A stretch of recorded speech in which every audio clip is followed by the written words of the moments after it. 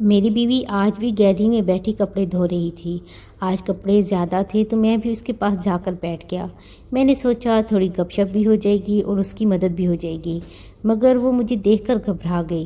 فاطمہ، آج میں تمہارے ساتھ مل کر کپڑے دھوؤں گا، میں نے لاڈ سے کہہ کر اس کے پاس پڑی گٹھی اٹھا لی۔ میں کھول کر کپڑے نکالنے ہی لگا تھا کہ اچانک وہ بدک گئی۔ اس نے میرے ہاتھ سے وہ گٹھی چھین لی۔ اس کی اس حرکت سے میں حیران سا رہ گیا تھا۔ نہیں جنید، شور کام کرتے کہاں اچھے لگتے ہیں۔ پھر وہ اٹھ کر کھڑی ہو گئی اور میرا ہاتھ پکڑ کر مجھے زبردستی اٹھا کر اندر لے گئی۔ مجھے لگا اس گٹھی میں اس کی پرسنل چیزیں ہوں گی، تبھی تو وہ پگھلا گئی تھی۔ میں سر جھٹک کے کمرے میں داخل ہو گیا۔ میری بیوی تھی ہی حیا کا پیکر۔ شادی کے 5 سال گزر جانے کے بعد بھی وہ مجھ سے شرماتی تھی، کھل کر بات بھی نہ کر پاتی تھی۔ فاطمہ کی ذات ایک بند کتاب کی مانند تھی۔ میں اس سے ڈھیروں باتیں کرتا تو وہ ہوں ہاں میں جواب دے دیتی تھی، زیادہ بحث بھی نہیں کرتی تھی۔ اگر میں یوں کہوں کہ میری بیوی فاطمہ پرفیکٹ تھی تو یہ بھی غلط نہ ہوگا۔ فاطمہ کو میں دیوانوں کی طرح چاہتا ہوں۔ مجھے اس سے محبت اسی دن ہو گئی تھی جس دن میں نے اسے ایک نئی تعمیر شدہ قبر کے پاس بیٹھے ہوئے دیکھا تھا۔ میں اپنی دادی کی قبر پر فاتحہ خوانی کرنے گیا تھا جب وہ مجھے روتی ہوئی نظر آئی تھی۔ ابو، آپ مجھے کس کے سہارے چھوڑ کر گئے ہیں؟ میں تو اس بھری دنیا میں اکیلی رہ گئی ہوں۔ کیا آپ کو معلوم نہیں تھا کہ انسان نما بھیڑیے میری کھال نوچنے کو بے قرار بیٹھے ہیں، بس آپ کی موت کے ہی منتظر تھے۔ آج مالک مکان آیا تھا گھر۔ ابو، اس نے مجھ سے کرائے کی بجائے میری عزت مانگی تھی۔ میں بڑی مشکل سے وہاں سے بھاگ کر نکلی ہوں۔ اب میں اپنی بچی کچی زندگی آپ کی قبر کے پاس بیٹھ کر ہی گزار دوں گی۔ ادھر میری عزت تو محفوظ رہے گی نا۔ اس لڑکی کی باتوں اور آواز میں اتنا درد تھا کہ میرا دل پسیج گیا تھا۔ مجھے اس سے بے سہارا لڑکی پر بڑا ترس آیا تھا۔ میں چلتے چلتے اس کے پاس پہنچ گیا۔ وہ قدموں کی چاپ سن کر گھبرا گئی تھی۔ اس نے جلدی سے میری جانب دیکھا۔ اس کی آنکھوں میں خوف ہی خوف تھا۔ میری بات سن کر اس نے اپنی سیاہ چادر کے نیچے سے چاقو نکال لیا اور اپنے گلے پر رکھ کر بولی، خبردار، ایک قدم بھی آگے مت بڑھانا، نہیں تو میں اپنی شاہراہ کاٹ کر اپنی زندگی کا خاتمہ کر لوں گی، مگر میں اپنی عزت پر آنچ بھی نہیں آنے دوں گی۔ اس کی باتوں میں کس قدر بے بسی تھی۔ میرے دل سے بے اختیار یہ دعا نکلی تھی، اللہ ایسا دن کسی بیٹی پر مت لائے۔ لڑکی، بات سنو، میں تمہارے ساتھ کچھ برا کرنے کا سوچ بھی نہیں سکتا۔ میری خود کی بہن ہے، تمہاری ہم عمر ہے، تم چلو میرے ساتھ، میں تمہیں محفوظ مقام پر پہنچا دوں گا۔ بہن کا نام سن کر وہ اپنے باپ کو مل کر میرے پیچھے پیچھے چل پڑی۔ میں اسے اپنے ساتھ اپنے گھر لے آیا تھا۔ میں نے اپنی اور اپنی بہن سارا کو سارا واقعہ بتایا تو وہ بھی اس لڑکی کے لیے پریشان ہو گئی تھی۔ امی نے اس لڑکی کو اپنے گھر میں پناہ دینے کی ہمیں بھر لی تھی۔ میرے دل سے ڈھیروں بوجھ اتر گیا تھا۔ اس دن کے واقعے کے بعد تو میرا دل ہی بدل گیا تھا۔ مجھے رہ رہ کر اس لڑکی کا خیال آتا تھا۔ کتنی باحیا لڑکی تھی نا وہ۔ اپنی عزت کی خاطر اس نے اپنی جان کی بھی پرواہ نہیں کی تھی۔ اس واقعے کو 3 دن گزر گئے تھے۔ میں لان میں بیٹھا چائے پی رہا تھا جب اچانک مجھے کسی نے مخاطب کیا، ایکسکیوز می۔ میں نے سر اٹھا کر دیکھا تو یہ وہی لڑکی تھی۔ اسے دیکھ کر میری مسکراہٹ گہری ہو گئی تھی۔ میرا نام فاطمہ ہے۔ میں اپنے اس دن کے رویے کے لیے آپ سے معذرت کرتی ہوں۔ ایکچولی میں اس دن بہت گھبرائی ہوئی تھی۔ میرے واحد سہارا میرے ابو کی وفات کے بعد سب نے آنکھیں پھیر لی تھیں۔ مجھے جس نے بھی دیکھا گندی نظروں سے ہی دیکھا۔ اس دن ویرانے میں آپ کو دیکھ کر میں ڈر گئی تھی کہ شاید آپ بھی۔ اس کی بات سن کر میرا دل ہی ٹوٹ گیا۔ میں جھٹ سے بولا، کوئی بات نہیں، میں تمہاری سچویشن سمجھ سکتا ہوں۔ مجھے امید ہے کہ تمہیں اس گھر میں کوئی پریشانی نہیں ہوئی ہوگی۔ نہیں، بالکل بھی نہیں، بلکہ مجھے تو یہ گھر اپنا ہی لگنے لگا۔ یہاں مجھے مان ملا، عزت ملی۔ مجھ جیسی بے سہارا لڑکی کو اور کیا چاہیے ہوگا؟ اس نے غمزدہ سی لہجے میں کہا تھا۔ اب تو اکثر میری ملاقات فاطمہ سے ہوتی رہتی تھی۔ ہم دونوں نے ایک دوسرے کے موبائل نمبر لے لیے تھے، یوں ہماری دوستی ہو گئی تھی۔ لیکن میں اس رشتے کو دوستی سے آگے بڑھانا چاہتا تھا۔ اسی سلسلے میں میں نے اپنی امی سے بات کی تھی۔ میں نے انہیں کہا تھا کہ میں فاطمہ سے شادی کرنا چاہتا ہوں، تو وہ بولیں، جنید، فاطمہ کو بے سہارا لڑکی سمجھ کر ہمدردی کرنا تو ٹھیک ہے، مگر میں اس کے ساتھ رشتہ داریاں نہیں بڑھانا چاہتی۔ مجھے نہیں معلوم وہ کون ہے، کہاں سے آئی ہے اس کا خاندان کیسا ہے، میں کیسے رشتہ کر سکتی ہوں؟ یہ بات سن کر میرا تو دل ہی تھم سا گیا تھا۔ میں نے امی کو دلیل سے سمجھانے کی کوشش کی تو وہ برا مان گئیں۔ اپنی محبت کے واسطے دیے تو انہیں اچھا نہ لگا، مگر میں بھی کہاں پیچھے ہٹنے والا تھا۔ میں نے امی کے سامنے یہ ثابت کر دیا تھا کہ میں فاطمہ سے سچی محبت کرتا ہوں۔ امی آخر کار رضامند ہو گئی تھیں۔ ان کی حامی کے پیچھے میری ضد چھپی ہوئی تھی۔ میری اور فاطمہ کی شادی بڑی دھوم دھام سے ہوئی تھی۔ ہم بہت ہی خوش و خرم زندگی بتا رہے تھے۔ پھر میری پوسٹنگ لاہور سے کراچی ہو گئی تو میں اور فاطمہ یہاں شفٹ ہو گئے۔ فاطمہ پہلے بڑی ہنس مکھ سی لڑکی تھی، مگر جو وقت گزرتا گیا وہ یہاں خاموشی کی عادی ہو گئی اور آہستہ آہستہ کم گو ہو گئی تھی۔ اب وہ سارا دن گھر کے کام کرتی۔ میں کام والی رکھنے کی بات کرتا تو وہ ناراض ہو جاتی کہ میرے سارے کام وہ خود اپنے ہاتھوں سے کرنا پسند کرتی تھی۔ آج ہفتہ تھا، میں آفس سے جلدی نکل گیا تھا۔ فرائی مچھلی اور نان لے کر گھر گیا تاکہ فاطمہ کو کھانا بنانا نہ پڑے۔ میں گھر پہنچا تو فاطمہ مجھے کہیں نظر نہیں آئی۔ میں پریشان سا ہو گیا تھا۔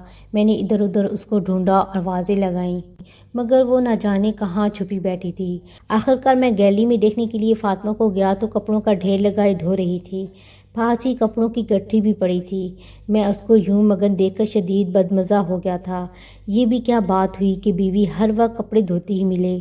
میں اس کے پاس گیا، اس کی آنکھوں کے سامنے ہاتھ لہرا کر اسے مخاطب کیا۔ تب کہیں جا کر وہ میری جانب متوجہ ہوئی تھی۔ مجھے سامنے پا کر وہ خوش نہیں ہوئی تھی۔ اس کے چہرے پر پریشانی در آئی تھی۔ اس نے جھٹ سے کپڑوں کی گٹھی کو اٹھا کر سینے سے لگا لیا۔ مجھے فاطمہ کی یہ حرکت بڑی مشکوک لگی تھی۔ میں نے دل ہی دل میں تہیہ کر لیا کہ میں اس سے پوچھ کر ہی رہوں گا کہ وہ ایسا کیوں کرتی ہے۔ فاطمہ نے ہاتھ دھوئے اور میرے ساتھ آ کر لان میں بیٹھ گئی۔ ہم ادھر ادھر کی باتیں کرتے رہے۔ میں نے اسے بتایا تھا کہ میں فرائی مچھلی لایا ہوں۔ وہ بہت خوش ہو گئی تھی۔ زندگی کی گاڑی معمول کے مطابق چلتی جا رہی تھی۔ میں فاطمہ کے ساتھ خوش تھا، مگر کچھ چیزیں میری الجھن کا سبب بنتی جا رہی تھیں۔ مجھے ہر وقت کام کرتی بیوی نہیں چاہیے تھی۔ میں چاہتا تھا کہ میری بیوی میرے لیے سجے سنورے۔ اس لیے میں نے فاطمہ کے لاکھ منع کرنے کے باوجود بھی ایک کام والی کا انتظام کر ہی دیا تھا۔ وہ کام والی کوئی 40-45 سالہ عورت تھی۔ دیکھنے میں کافی مہذب سی لگتی تھی۔ جب میں اسے اپنے گھر ساتھ لے آیا تو فاطمہ پریشان سی ہو گئی تھی۔ میں نے اس کو بتایا کہ اب یہ کام والی آنٹی 24 گھنٹے ہمارے ساتھ رہیں گی۔ فاطمہ خوش ہونے کی بجائے الٹا مجھ سے ناراض ہو گئی تھی۔ اس نے یہی جواز پیش کیا تھا کہ اسے تنہائی کی عادت ہو گئی ہے اور وہ کسی کی موجودگی برداشت نہیں کر سکتی، لیکن اندر ہی اندر کوئی چیز مجھے پریشان کر رہی تھی۔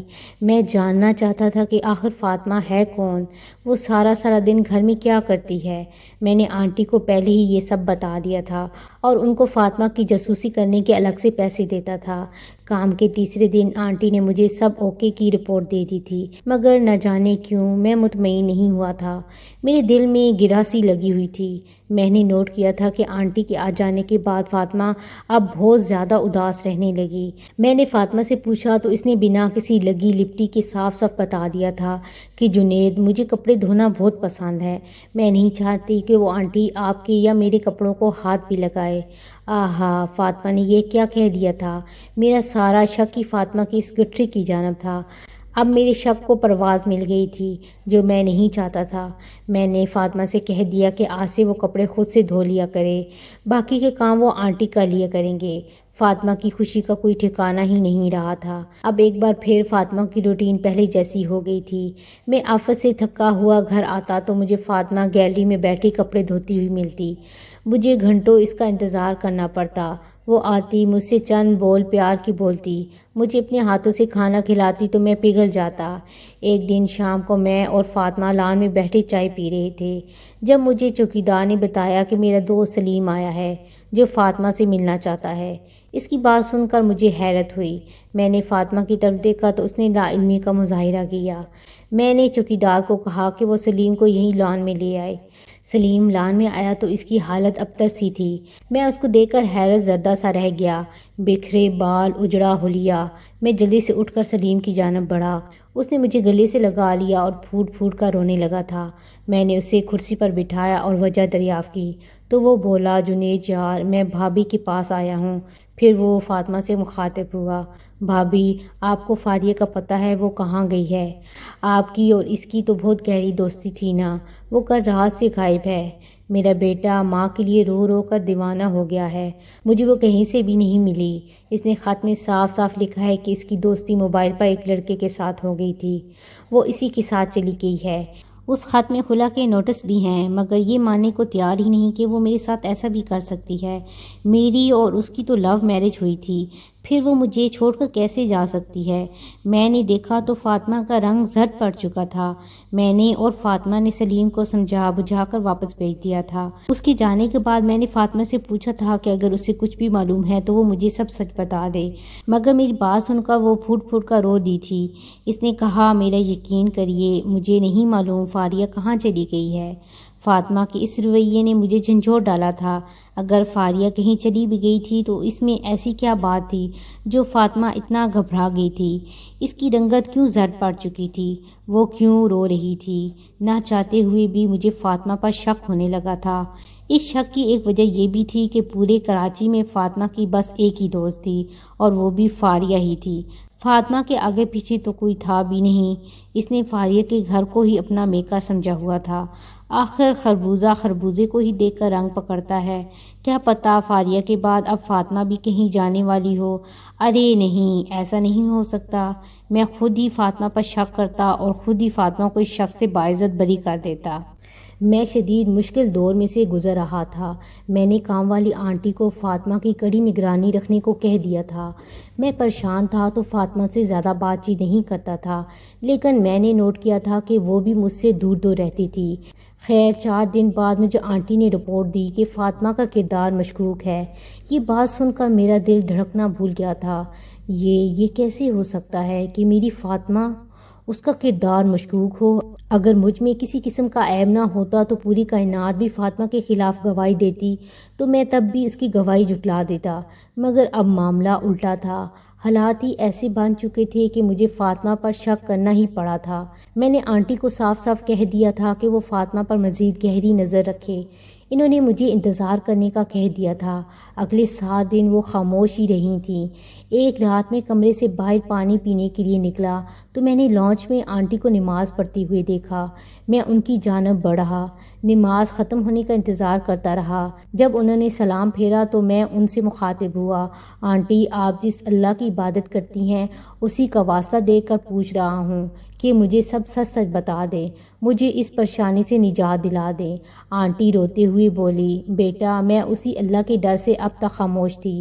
میں نہیں چاہتی تھی کہ انجانے میں مجھ سے کوئی غلطی ہو جائے اور میں اللہ کے حضور شرمندہ ہو جاؤں، مگر یہ سچ ہے کہ تمہارا شک بالکل درست ثابت ہوا ہے۔ تمہاری بیوی کے کردار میں جھول ہے۔ وہ تمہارے آفس جانے کے بعد گیلری میں کسی مرد سے باتیں کرتی ہے، کسی کو گھر بلاتی ہے، کسی کو جانے من کہہ کر مخاطب کرتی ہے۔ کبھی کہتی ہے مجھے تم سے بہت محبت ہے، کبھی کہتی ہے کہ میں مزید سن نہ پایا، میں جلدی سے بول پڑا، بس آنٹی آگے کچھ مت کہیے، میری محبت کا بھرم قائم رہنے دیں۔ میں وہاں سے اٹھ کر واپس روم میں آ گیا، اپنے وائلیٹ سے پیسے نکالے اور نیچے آ گیا۔ آپ یہ پیسے رکھ لیں اور صبح بن بتائے یہاں سے چلی جائیے گا۔ وہ کچھ کہنا چاہتی تھی مگر میں کچھ بھی سنے بغیر اپنے کمرے میں آ گیا۔ اگلے دن آنٹی خاموشی سے چلی گئی تھیں۔ مجھے فاطمہ نے بتایا تھا وہ کافی خوش نظر آ رہی تھیں۔ میں بس خاموش ہی رہا۔ اب میں نے خود ہی فاطمہ کی جاسوسی کرنے کا فیصلہ کر لیا تھا۔ میرے پاس گھر کی ایکسٹرا چابی تھی۔ میں وقتاً فوقتاً بہانے سے گھر آتا۔ میں جتنی بار بھی گھر آیا میں نے فاطمہ کو گیلری میں کپڑے دھوتے ہی پایا۔ کپڑے کی گٹھری کبھی اس کی دائیں جانب پڑی ہوتی، کبھی وہ اسے سینے سے لگائے بیٹھی ہوتی۔ میں گھر آ کر ایک ایک کو چھان مارتا تاکہ آخرکار کبھی نہ کبھی تو یہ رنگے ہاتھوں پکڑی جائے گی۔ اسی دن 3 ہفتے گزر چکے تھے۔ آج بھی میں دبے پاؤں گھر داخل ہوا تھا۔ فاطمہ گیلری میں بیٹھی ہوئی تھی مگر آج وہ خاموش نہیں تھی، وہ باتیں کر رہی تھی۔ ہاں بہت محبت کرتی ہوں میں تم سے، اتنی محبت کہ تم سوچ بھی نہیں سکتے۔ فاطمہ کی باتیں سن کر میرے پیروں تلے سے زمین نکل گئی تھی۔ میں اپنی پوری طاقت سے چلایا تھا، فاطمہ!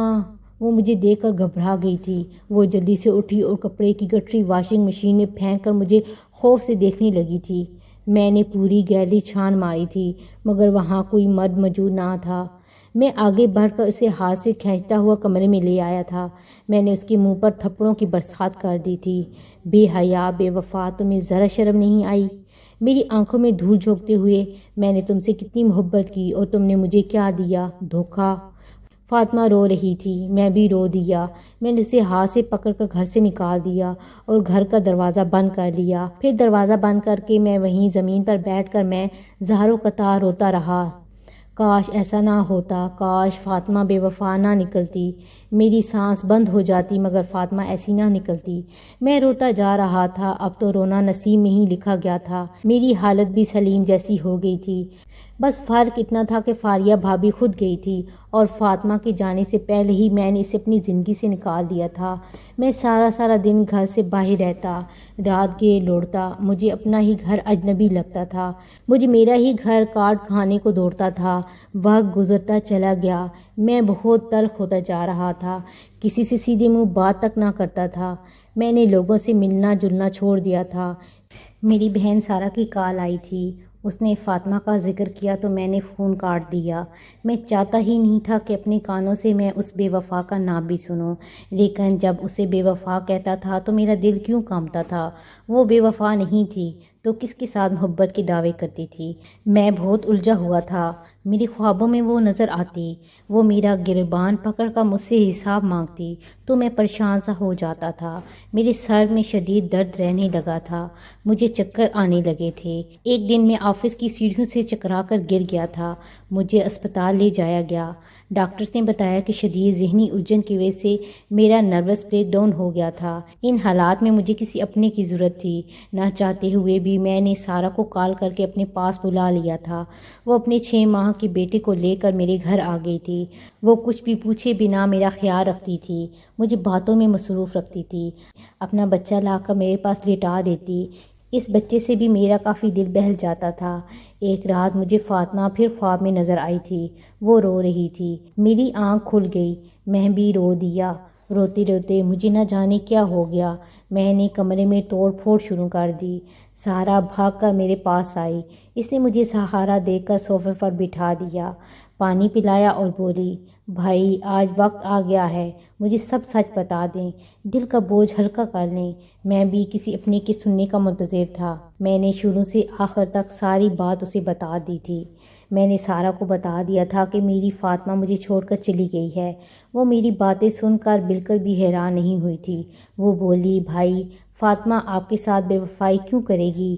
اس کی بات سن کر میں چلا اٹھا۔ میں نے الماری الٹ پلٹ دی، دراز سارے بکھیر دیے، ہر چیز چیک کی، کہیں کچھ تو ایسا ہوگا جو فاطمہ کو مجرم ثابت کرتا، مگر کچھ بھی تو ایسا نہ تھا۔ مجھے گیلری کا خیال آیا، میں بھاگ کر وہاں گیا، سب کچھ ویسے کا ویسے ہی پڑا تھا۔ میں نے سارے کپڑے الٹ پلٹ کر رکھ دیے، کہیں تو فاطمہ کا خفیہ موبائل ہوگا جس سے وہ اپنے آشنا کے ساتھ باتیں کرتی ہوگی۔ مجھے یہ تو معلوم تھا کہ وہ موبائل اپنے ساتھ نہیں لے کر گئی تھی، کیونکہ مجھے اچھی طرح یاد ہے جب میں نے اسے گھر سے نکالا تھا وہ خالی ہاتھ تھی۔ اچانک میرے ذہن میں وہ گٹھری آئی جو مجھے دیکھ کر اس نے واشنگ مشین میں پھینک دی تھی۔ میں نے واشنگ مشین کھولی، وہ گٹھری ویسی کی ویسی ہی پڑی تھی۔ میرے سامنے وہ سارے منظر گھوم گئے جب فاطمہ اس گٹھری کو اپنے پاس رکھتی تھی، سینے سے لگائی رکھتی تھی۔ میں نے وہ گٹھری زمین پر رکھی اور خود بھی نیچے زمین پر بیٹھ کر اسے کھونے لگا۔ میرے ہاتھ کانپ رہے تھے، میرا دل رو رو کر دعائیں کر رہا تھا کہ فاطمہ بے گناہ نکلے۔ اور جیسے ہی میں نے وہ گٹھری کھولی تو مجھے لگا جیسے میری سانسیں ہی تھم سی گئی ہوں۔ وہ گٹھری چھوٹے بچوں کے کپڑے اور کھلونے سے بھری پڑی تھی، اس میں چھوٹی سی گڑیا بھی تھی اور چھوٹا سا گیند بلا بھی۔ میں رونے لگا تھا، دھاڑے مار مار کر۔ مجھے میری فاطمہ بہت یاد آئی تھی، مگر کچھ اور بھی تھا جو میرا دل دکھا گیا تھا، میری ذات کی محرومی اور فاطمہ کی دل کی ادھوری خواہش۔ میرے رونے کی آواز سن کر سارا بھاگ کر میرے پاس آئی تھی، وہ مجھے گلے سے لگا کر تسلیاں دے رہی تھی، چپ کروا رہی تھی۔ سارا، میں نے فاطمہ کو کھو دیا، نہ جانے وہ کہاں چلی گئی، پتہ نہیں کس حال میں ہوگی۔ اگر اسے کچھ ہو گیا تو میں خود کو ختم کر لوں گا۔ میں غصے اور بے بسی کی ملی جلی کیفیت سے گزر رہا تھا۔ میں نے اپنا سر زور زور سے دیوار پر مارنا شروع کر دیا تھا۔ تب مجھے سارا اپنے ساتھ لانج میں لے گئی اور بولی، بھائی میں آپ سے ایک سوال پوچھنا چاہتی ہوں، یہ سب کس بچے کی چیزیں ہیں؟ اس کی بات سن کر میں نے ہاں میں سر ہلا دیا تھا۔ سارا، یہ فاطمہ کے ارمانوں کا جنازہ ہے۔ مجھے معلوم ہی نہیں تھا کہ فاطمہ کو بچے کی اس قدر خواہش ہوگی کہ وہ یوں ایک گڑیا کو ہی اپنی اولاد سمجھ بیٹھی تھی۔ میں نے تو اس سے کچھ سال مانگے تھے۔ میں نے اس سے کہا تھا کہ میں اپنے بزنس کو مزید پھیلا لوں تو 5 سالوں تک بچے کی پلاننگ کرتے ہیں، مگر وہ تو… میری بات سن کر سارا رو دی تھی اور بولی، بھائی آپ نے فاطمہ کو جس دن گھر سے نکالا تھا وہ سیدھا میرے پاس آئی تھی۔ اس نے مجھے سب سچ سچ بتا دیا تھا۔ وہ کہتی تھی کہ میرے تو والدین بھی نہیں ہیں تو میں کدھر جاؤں گی؟ میں کیسے کسی کو بتاؤں گی کہ میرے شوہر نے مجھ پر شک کیا اور گھر سے نکال دیا؟ میں نے اسے اپنے پاس رکھ لیا۔ وہ بھی آپ کی طرح سارا دن روتی رہتی تھی۔ ایک دن روتے روتے اس نے مجھ سے کہا کہ میں خلا کے نوٹس آپ کو بھجوا دوں۔ وہ آپ کے ساتھ اب نہیں رہنا چاہتی تھی۔ اب بھی وہ میرے گھر میں میری ساس کے ساتھ موجود ہے۔ آپ اسے منا لیں۔ سارا کی باتیں سن کر میں عجیب سی کیفیت سے دوچار تھا۔ پچھتاوا، احساس جرم، کیا نہیں تو جو میں نے اس لمحے برداشت کیا تھا۔ میں نے فاطمہ سے معافی مانگنے کا ارادہ کر لیا تھا۔ میں سیدھا فاطمہ کے کمرے میں ہی داخل ہوا تھا تو وہ اداس سی بیٹھی تھی۔ فاطمہ، آج تم سے معافی مانگنے آیا ہوں۔ میں نے تم پر بہت ظلم کیا۔ ایک تو تمہیں اولاد کی خوشی نہ دی، اوپر سے تم پر شک بھی کرنے لگا۔ مجھے سوچ کر خود پر غصہ آتا ہے۔ جنید، مجھے بھی آپ سے ایک بات کرنی ہے۔ میں نے آپ سے حقیقت چھپائی ہے۔ دراصل میں آپ سے ملنے سے پہلے شادی شدہ تھی۔ میرے شوہر نے اولاد نہ ہونے کی وجہ سے مجھے طلاق دے دی تھی۔ ڈاکٹرز میرا علاج کر رہے تھے، مگر آپ نے جب کہہ دیا کہ آپ کو اولاد نہیں چاہیے تو پھر میں نے بھی اولاد کا نام نہیں لیا کہ کہیں آپ کو بھی میری خامی کا علم نہ ہو جائے، لیکن اندر ہی اندر مجھے اولاد کی طرف بے چین رکھتی تھی۔ اس لیے میں نے ایک گڑیا کو اپنی بیٹی بنا لیا تھا۔ وہ رو دی تھی، کس طرح میرے ایک غلط فیصلے نے فاطمہ کی زندگی برباد کر دی تھی۔ میں اسے گھر لے آیا۔ میں اپنی غلطی پر بہت شرمندہ ہوں، اس لیے میں اب اس کا خیال رکھتا ہوں۔ فاطمہ کی دونوں ڈاکٹرز پر امید ہیں، دماغ کی ڈاکٹر بھی اور گائنیکالوجسٹ بھی۔ مجھے یقین ہے جس دن ہمارے گھر ننا پھول کھلے گا، فاطمہ سب کچھ بھول جائے گی۔